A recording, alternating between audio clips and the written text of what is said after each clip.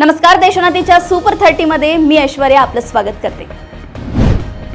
संत ज्ञानेश्वर महाराज संस्थान कमिटी आळंदी देवस्थानच्या विश्वस्तपदी प्रथमच एका महिलेची निवड करण्यात आली आहे। ॲडव्होकेट रोहिणी पवार यांनी पहिल्या महिला विश्वस्त होण्याचा मान मिळवत इतिहास रचलाय। नागपूर शहरात अंधश्रद्धेच्या नावाखाली एक घृणास्पद प्रकार उघडकीस आलाय। पैशांचा पाऊस पाडण्याचे आमिष दाखवून एका भोंदू बाबाने मध्यरात्री नग्न पूजा करण्याचा बनाव रचला आणि या दरम्यान 3 अल्पवयीन मुलींवर अत्याचार केला। या संतापजनक घटनेमुळे शहरात खळबळ उडाली असून पोलिसांनी तत्काळ कारवाई करत 5 आरोपींना अटक केली आहे। नर्मदा बचाव आंदोलनाच्या नेत्या आणि सामाजिक कार्यकर्त्या मेधा पाटकर यांना दिल्ली पोलिसांनी अटक केली आहे। दिल्लीचे विद्यमान राज्यपाल विनय कुमार सक्सेना यांच्या मानहानीच्या प्रकरणात पाटकर या दोषी आढळल्या होत्या। पाटकरांनी तात्काळ दिलासा आणि शिक्षेत सवलतीचा कायदेशीर गैरवापर केल्याच्या आरोपाखाली सत्र न्यायालयाने त्यांच्याविरुद्ध अजामीनपात्र वॉरंट जारी केले। कोरेगाव तालुक्यातील सर्कलवाडी गावात शुक्रवारी पहाटेच्या सुमारास घरासमोर झोपलेल्या एका व्यक्तीला भरधाव वेगात असलेल्या मद्यधुंद पोलीस कर्मचाऱ्यानं कार खाली चिरडलं। या अपघातात रमेश लक्ष्मण संकपाळ यांचा जागीच मृत्यू झालाय। त्या घटनेची नोंद वाठार स्टेशन पोलीस ठाण्यात झाली असून ज्ञानेश्वर बाबूराव राजे यांच्यावर गुन्हा दाखल झालाय। पुणे जिल्ह्यातील शिरूर तालुक्यात बिबट्याच्या हल्ल्यांच्या घटनांमध्ये सातत्याने वाढ होत आहे। आज पहाटेच्या सुमारास इनामगाव येथे एका वृद्ध महिलेवर बिबट्याने हल्ला करून तिला उचलून नेल्याची धक्कादायक घटना घडली। या हल्ल्यात महिलेचा मृत्यू झाला असून तिचा मृतदेह घरापासून काही अंतरावरील शेतात आढळून आलाय। मुख्यमंत्री देवेंद्र फडणवीस यांनी राहुल गांधींवर टीका केली आहे। ते म्हणाले की स्वातंत्र्यवीर सावरकरांचा सातत्यानं अपमान करणारे राहुल गांधी यांना सर्वोच्च न्यायालयानेच चपराक लावली आहे। आता रोज संविधान हातामध्ये घेऊन फिरणारे राहुल गांधी सर्वोच्च न्यायालयाचा मान ठेवणार आहेत का, हा माझा प्रश्न आहे। आणि अशा प्रकारे स्वातंत्र्य संग्राम सेनानींचा अपमान राहुल गांधी करणार नाहीत अशी मला अपेक्षा आहे। नव्या पिढीला भारतीय हवाई दलाचा इतिहास, परंपरा आणि हवाई दलाच्या प्रारंभीपासून आजवर वापरात असलेले विमाने, हेलिकॉप्टर, रडार आणि इतर उपकरणांची माहिती देणारे हवाई दलाचे महाराष्ट्रातील पहिले संग्रहालय नागपुरात सुरू झाले आहे। हे संग्रहालय मंगळवार वगळता आठवडाभर खुले करणार आहे।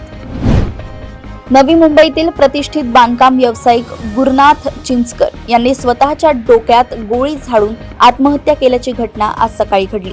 मुलगा अंमली पदार्थ तस्करी रॅकेटमध्ये अडकल्यानं त्यांनी नैराश्यापोटी आत्महत्या केली असल्याचा अंदाज पोलिसांनी वर्तवलाय।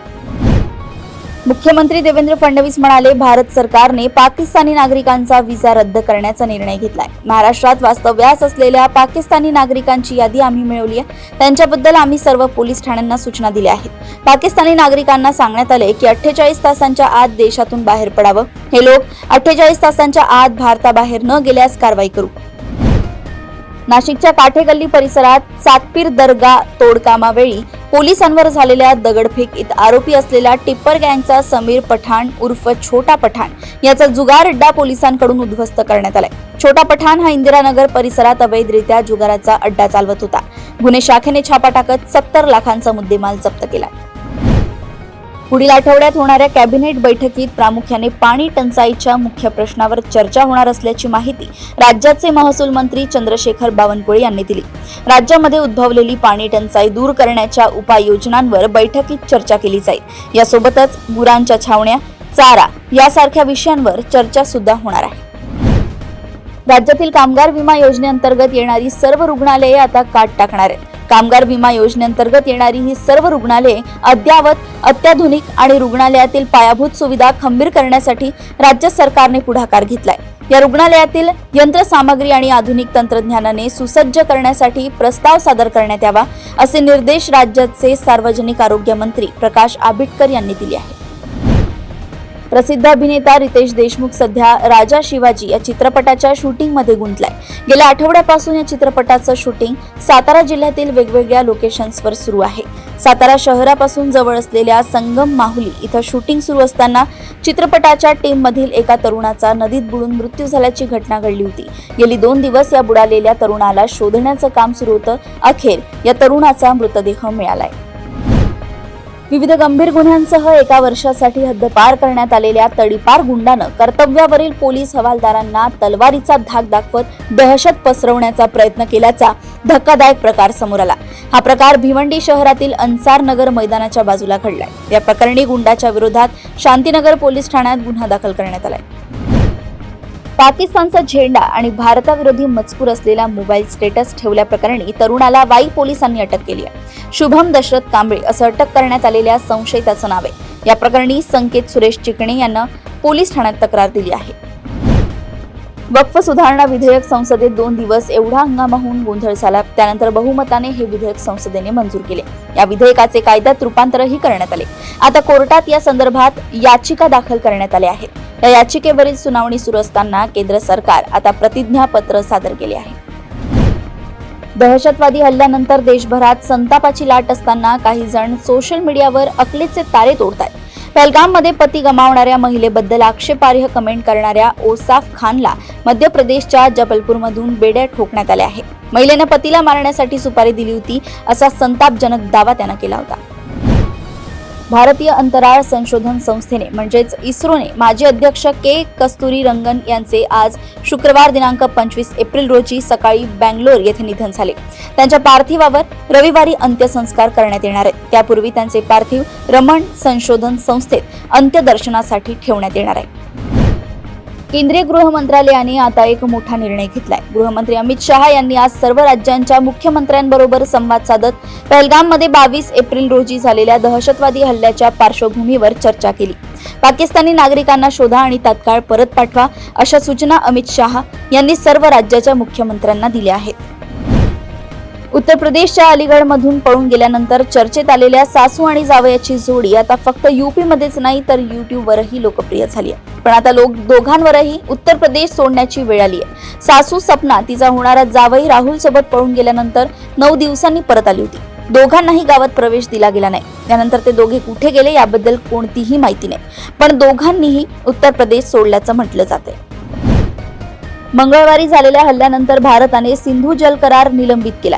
भारताचं हे पाऊल म्हणजे ऍक्ट ऑफ वॉर, युद्धाला निमंत्रण देण्यासारखं आहे असं पाकिस्तानने म्हटलंय। पाकिस्तानातील नावाजलेले नेते आणि माजी खासदार फैजल वावडा यांनी म्हटलंय की पाकिस्तान पाण्याच्या मुद्द्यावर युद्ध लढेल, यात कुठलीही तडजोड केली जाणार नाही।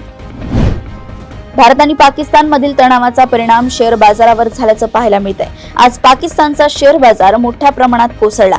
एवढंच नाही तर यानंतर पाकिस्तान स्टॉक एक्सचेंजची वेबसाईट बंद पडल्याची माहिती समोर आली आहे।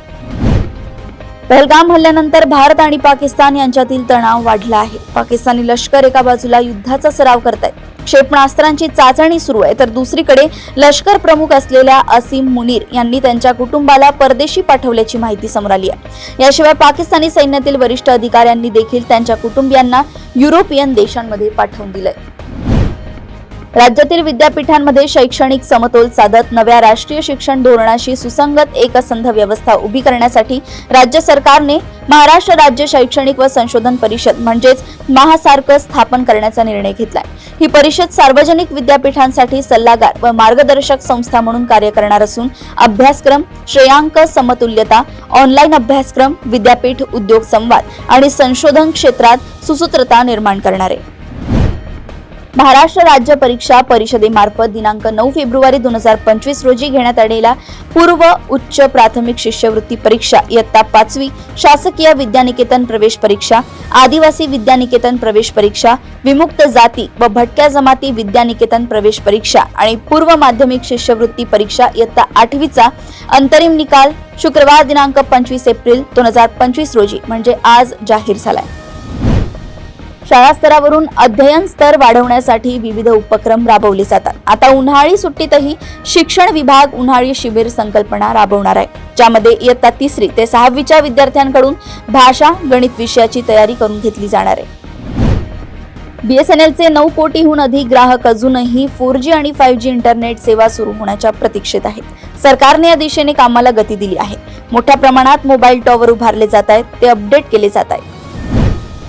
महाराष्ट्र गृहनिर्माण आणि क्षेत्र विकास प्राधिकरण म्हणजे म्हाडाने दक्षिण मुंबईतील कोसळलेल्या किंवा रिकाम्या केलेल्या इमारतींमधील तळमजल्यावरील रहिवाशांनाही आता हक्काची घरे देण्याचा महत्त्वपूर्ण धोरणात्मक म्हाडा प्राधिकरणाने महत्त्वाचा निर्णय घेतलाय। ही बाब लक्षात घेत या रहिवाशांनाही मात्र इमारत कोसळलेली असेल वा रिकामी केली असेल तरच तळमजल्यावरील रहिवाशांना पात्र ठरवून बृहत सूची योजनेत सामावून घेतले जाणार आहे। म्हाडाचा हा निर्णय तळमजल्यावरील रहिवाशांसाठी दिलासा देणारा ठरणार आहे।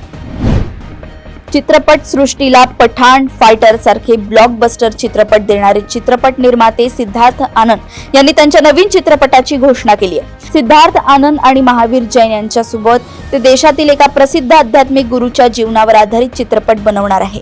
या आध्यात्मिक गुरूची भूमिका 12th फेल चित्रपटातील अभिनेता विक्रांत मेस्सी साकारणार आहे। सिद्धार्थ आनंद दिग्दर्शित आणि महावीर जैन निर्मित वाईट हा वास्तविक जगातील घटना आणि आध्यात्मिक थीमवर आधारित चित्रपट असणार आहे। पहलगाम हल्ल्यानंतर पाकिस्ताननं सर्व बाजूंनी पराभवाचा सामना करावा लागतोय। आता भारताकडून पाकिस्तान क्रिकेट बोर्डावर क्रिकेटिंग स्ट्राईक करण्यात आलाय।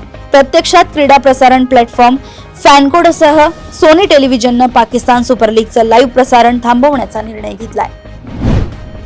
अशाच सुपर 30 बातम्या जाणून घेण्यासाठी बघत रहा देशोन्नती। नमस्कार।